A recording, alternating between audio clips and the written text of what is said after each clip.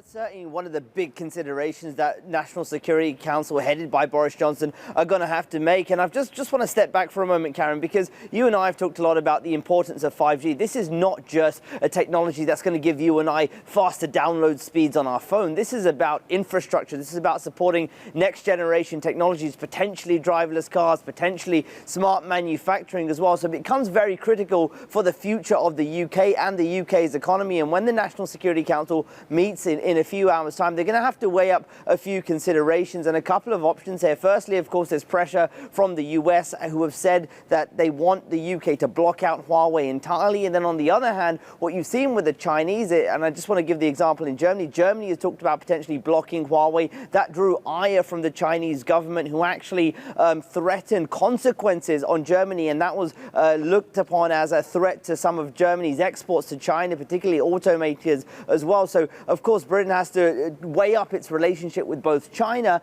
and, of course, the US as well. And there's a couple of options potentially that could be made today. Firstly, there could be an outright ban on Huawei in the UK's 5G network. The other option is perhaps a partial allowance of Huawei in the UK's 5G, what is perhaps deemed as non-core parts of the network. Those are seen as perhaps safer parts for a company like Huawei to be involved in. Of course, the accusations against Huawei is that they're a national security threat, that some of their equipment could be used by Beijing for espionage. Those are accusations from the the US, and Huawei has vehemently denied those over the past year or so. It is a huge political issue as well. And one of the considerations, of course, the UK has to make is what this does for the networks. So the networks have already began rolling out 5G with some partial Huawei equipment in that. And if there is an outright ban on Huawei, that could be very expensive to rip out. And of course, one of the big issues is whether this does hold back the UK when it comes to the 5G rollout. So really, the UK is